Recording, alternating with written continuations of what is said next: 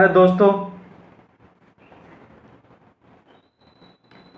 दोस्तों आज मैं फिर बहुत हिम्मत कर आपके सामने में आने की कोशिश कर रहा हूँ मैं। इसके पहले मैं दो कविता मैंने डाली है आप लोगों के सामने में, यूट्यूब पे और फेसबुक पे देखा होगा आप लोगों ने, बहुत लोगों ने देखा है और काफ़ी पसंद भी किया जा रहा है उसको।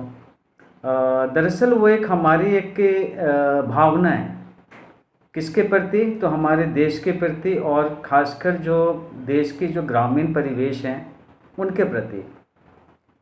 मैंने बचपन से सुना है और हकीकत भी यही है कि भारत गाँवों का देश है।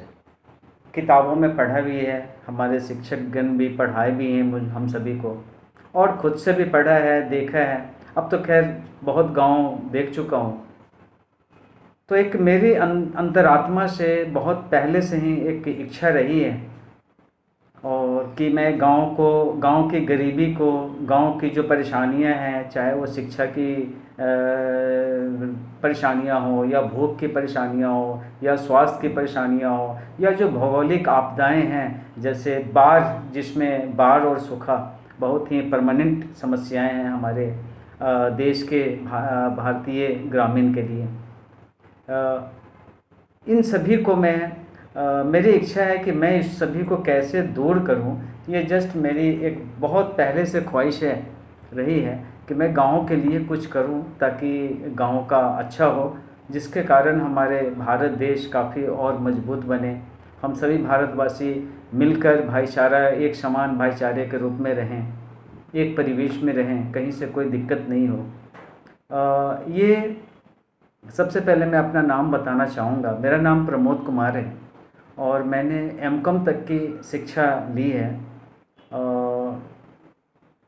एमकॉम के बाद पढ़ाई समाप्त होने के बाद दाल रोटी के लिए मैंने बहुत सारे जगहों पे इंटरव्यू दिया, कई काम किए।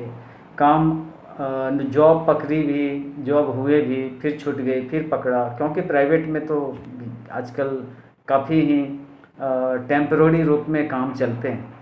लेकिन ठीक है, चलिए, वो गिरते हुए, उठते हुए, संभलते हुए मैं आज यहाँ पे हूँ जो आप लोग के सामने में हूँ। सबसे पहले मैं शुरू करता हूँ कि आखिर ग्रामीण गांव को बनाने की, गांव को की व्यवस्था को अच्छी तरह से सुदृढ़ करने की इच्छा मेरे अंदर कब आया, वो मैं आपको एक छोटा सा एक वाक़या है मैं शेयर करता हूँ आपको। ये वाक़या है 1989-90 के करीब की। तब मैं ग्रेजुएशन जस्ट समाप्त किया था अपना और एमकॉम की पढ़ाई के लिए मैं आगे पढ़ाई जारी रखूं, इसके लिए चल रहे थे मशक्क़त अपने फैमिली में और मुझ में, खुद में। लेकिन मेरी आगे पढ़ने की भी इच्छा रही थी। मैंने एक ऑर्गेनाइजेशन है भारत में, national council of applied economic research, ये दिल्ली में है और रिसर्च विंग है, एशिया का बहुत बड़ा रिसर्च विंग है जो हमारे देश में है, प्राइवेट हैं और भारत के ऑटोनोमस बॉडी के रूप में जाने जाते हैं वो। तो वहाँ पे मैंने इंटरव्यू दिया और फील्ड इंटरव्यूअर के रूप में मेरी सिलेक्शन हुई। बहुत सारे लोग आए थे इंटरव्यू में, लेकिन मेरी सिलेक्शन हुई।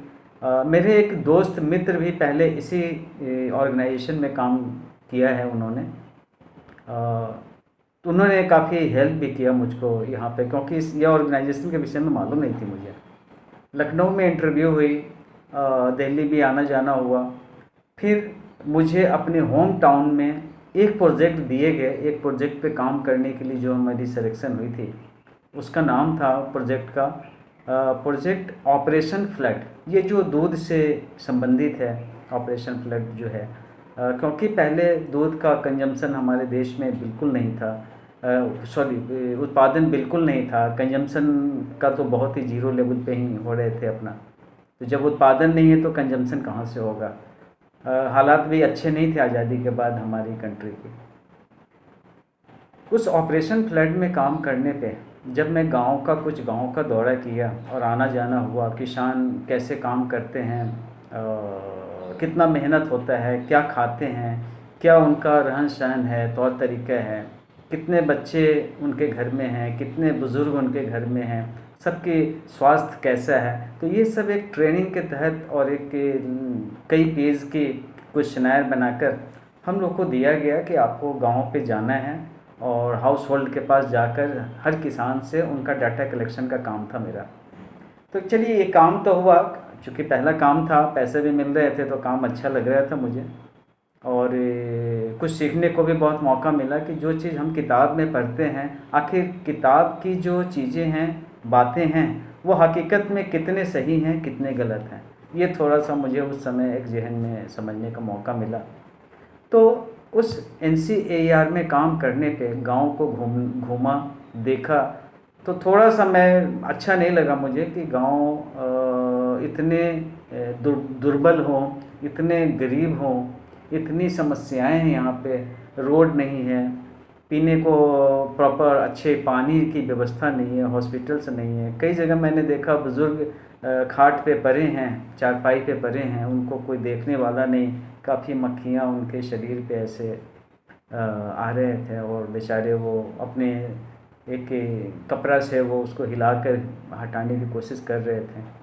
तो ये सब देखकर मुझे थोड़ा सा जो है काफ़ी मैं अच्छा नहीं लगा मुझे, और आज तक वो सीन सारा याद है मुझको। और तो मेरी जहन में तभी से बात जो है आ गई कि गांव अच्छी जगह है, यहाँ पे नेचुरल प्रकृति है, शुद्ध आबो हवा है, खाना भी जो है वो चाहे दाल रोटी ही क्यों नहीं हो, सिंपल खाना ही क्यों नहीं हो, लेकिन वो शुद्धता के रूप में शहर से तो काफ़ी अच्छा है। और अब तो शहर में ही ज़िंदगी पल रही है 30-40 सालों से, लगभग 25-30 सालों से। तो मैं काफ़ी शहर की पोल्यूशन और गंदगी और महामारी, बीमारी, ये सब बहुत सारे जो गांव में नहीं होते हैं जनरली। अभी तो खैर महामारी, वैश्विक महामारी के चपेट में सभी विश्व ही परेशान है, हमारे शहर और क्या और गांव क्या, हम सभी परेशान हैं, काफ़ी डरे हुए माहौल में हैं। तो वो गांव को बनाने के लिए मैं सोचा कि आप लोग के सम्मुख में कुछ अपनी बात रखूं, और अगर सभी लोग मिलते हैं तो काम ज़रूर अच्छा होगा। और ये कोई बड़ी बात नहीं है, जस्ट शुरू करने के लिए एक बड़ी बात है। जब वो शुरू हो जाएगा तो ये फिर काफ़ी आसान हो जाएगा सबके लिए, और काफ़ी अच्छा हो जाएगा हमारे देश और हमारे जो भाई बहन हैं, भाई बंधु हैं, उनके लिए। तो मैंने एक सब्जेक्ट हमारे मन में यही आती है, भूख। आज भूख की क्या स्थिति है देश में, हम सभी से छुपा हुआ नहीं है। खासकर जो पढ़े लिखे तबके हैं उनको कोई प्रॉब्लम नहीं है, लेकिन उनको मालूम है कि कंट्री में कितने लोग हैं, कितने बच्चे हैं, कितने महिलाएं हैं, कितने बुज़ुर्ग हैं, कितने, खासकर जो हमारे गांव के किसान लोग हैं, काफ़ी मार्मिक, बहुत ही मार्मिक और दयनीय स्थिति से अभी चल रहे हैं।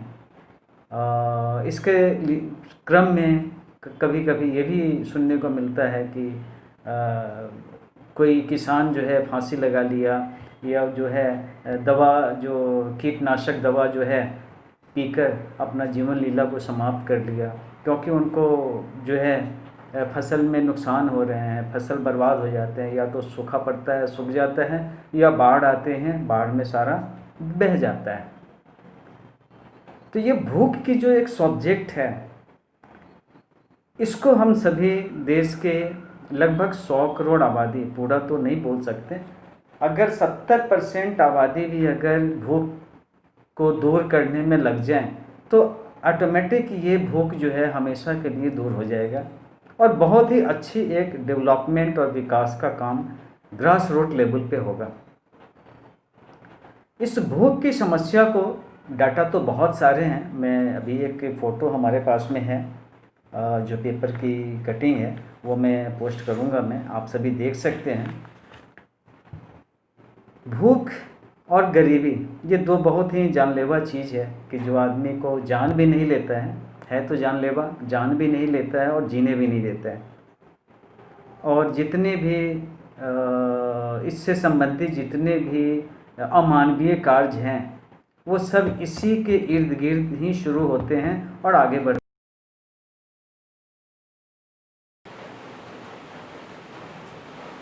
हमारे समाज में जितनी भी समस्याएं हैं, खासकर जो अमानवीय कार्य हैं वो इसी भूख के इर्द गिर्द ही शुरू होते हैं और आगे बढ़ते हैं। भूख एक बहुत ही त्रासदी भरा जीवन व्यतीत करने के लिए मजबूर करता है।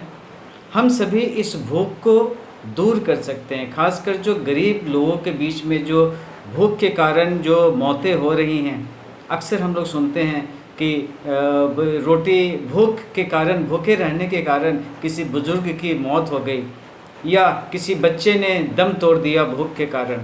तो ऐसा होना हमारे समाज के लिए बहुत ही जो है वो अच्छा नहीं है।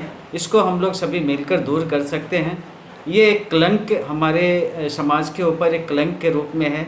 मैं चाहता हूँ कि हम सभी मिलकर और इस समस्या को दूर करें और दूर करने के लिए आगे बढ़ें। धन्यवाद।